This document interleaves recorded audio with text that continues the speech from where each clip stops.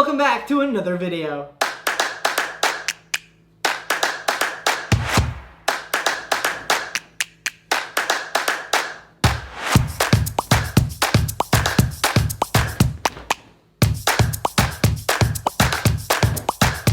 What up everyone, my name is Stephen Flores and welcome to Stephen Flores Travel. I hope y'all had a great weekend and have a great week ahead. So for this video, we're going to be wrapping up my Transportation in Europe series. And obviously we're going to do it with the last mode of major transportation in Europe, buses. Hopefully this video is very interesting and informative for all of you and helps you guys plan that dream vacation you've always wanted. I know none of us can really go outside right now, especially in Europe. I think cases have resurged there. But yes, when everything is said and done, hopefully this could act as a very good guide for you guys. But before we get to that, I just want to say if you like this video, don't forget to give it a big thumbs up and comment down below. Also, don't forget to follow me on all my social media platforms at Stephen Flores for Facebook and at Stephen J. Flores for Twitter and Instagram. And if you like this video and want to see more videos like this video, don't forget to subscribe and click the bell for me, will ya? So yeah, without further ado, let's move on with the video. So we're going to start out with the pros and cons of taking the bus while traveling throughout Europe. One pro about the bus is that it's really cheap. Compared to both the plane and the train, it's actually the cheapest option you have in Europe. I remember I was able to get some fares for as low as €5. And it was €5 for journeys that are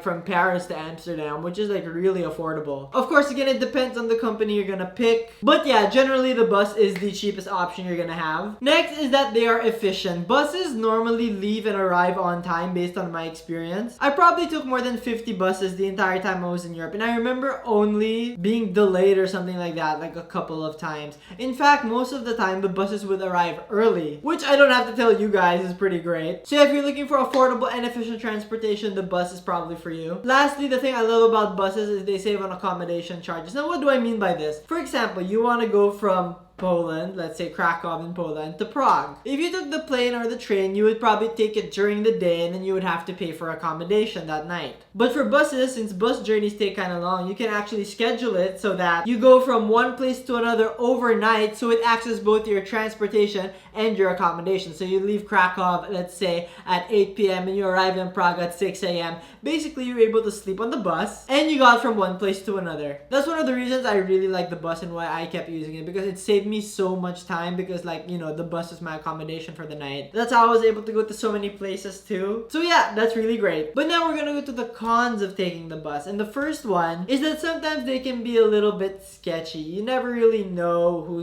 you're gonna sit beside and all of that. And usually, well, for the most part it's safe, but I have heard stories of people whose bags have gotten stolen on buses. So it's just something you really have to keep in mind and be wary about, because it does happen. While I think it's probably as sketchy as the train, in some countries that is, I just feel like the bus is just a little bit sketchier because you're in such tight quarters and everything. You really gotta watch out for your stuff. Second is that it's kind of uncomfortable. If you're gonna rank all three modes of transportation in terms of how comfortable they are, I think the first one is the train, second one is the plane, and there's a huge gap, and then it's the bus. The bus seats are kind of cramped and narrow and don't have enough leg room. And you really, and I don't know about you guys, but for me, I need to lean on something to be able to fall asleep. And that only happens if I get the window seat. If I'm unlucky and don't get the window seat, then I'm basically half awake the entire night. And I don't know if you guys can survive on really uncomfortable transportation sometimes. But yes. And the last con about buses is that they have bare bones amenities. Sure, they have a bathroom on the bus sometimes, but they don't serve you food. They don't give you pillows or blankets or anything. There's usually no in-bus entertainment. I've only had in-bus entertainment once. And while they do provide sockets, I think sometimes they don't, which can be very, very difficult if your battery is running out on your phone and you don't have a power bank. But yeah, that's just something to keep in mind. Now I'm gonna tell you guys what countries it is best to take the bus at. So my answer to this is actually every single country. I have taken buses from Sweden to Norway, from France to Amsterdam, from Spain to Portugal, and they were all really good. The ones I would not recommend though are Greece and Iceland. Greece because there's really just Athens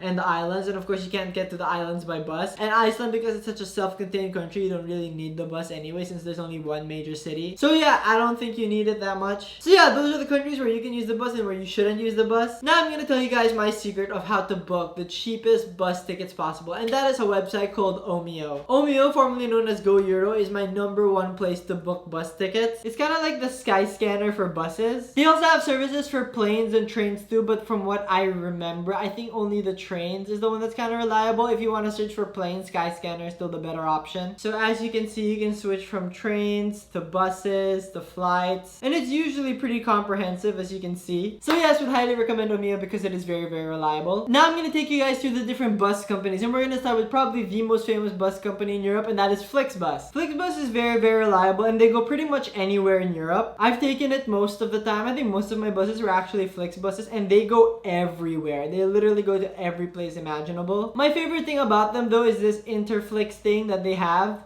It's basically you get 5 journeys for 100 euros. So let's say one of your journeys was supposed to be 30 euros. If you buy Interflix, then you actually save 10 euros on that, which is really, really helpful if you're planning to go like really long distances away. I think I used this twice or thrice while I was there, and it was really, really helpful. Another possible thing you can check out is Blah Blah Bus. I feel like this is only like recently. This only has been like recently established and all of that, but then it looks pretty reliable to me. As you can see, they're available in 10 countries, 400 destinations, and have done 15,000 journeys, which means they're probably pretty reliable. So yes, if you don't want to do Flixbus and want to do something else, this might be another option for you. Now, what are some of my personal experiences while taking the bus? Well, personally, I love taking the bus because, like I said, it's cheap and it saves on accommodation. Usually, I arrive early so that I can get a window seat, especially if I'm going on an overnight bus, because I kind of need the window to sleep on, to like lean on to sleep. And there are times, because of how close the quarters are and all of that, you get to talk to your seatmate. I have heard some pretty interesting stories from the people I've sat beside on the bus. Pretty cool thing to do, I must say. But again, sometimes you get unlucky and you're stuck beside someone who is like snoring the whole night,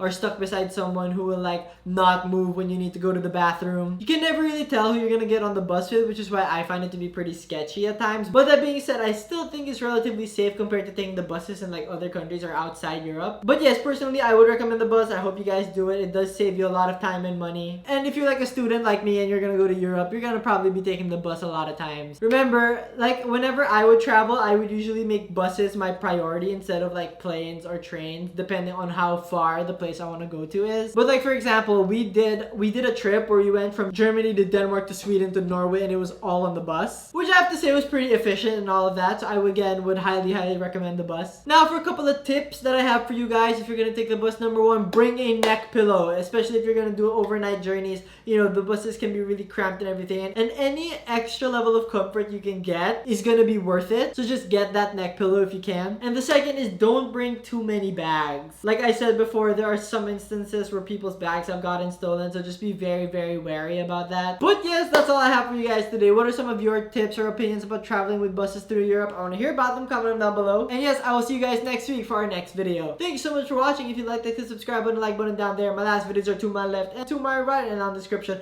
are my social media stuff. Like me on Facebook, follow me on Twitter, follow me on Instagram. Until next time, guys. See ya.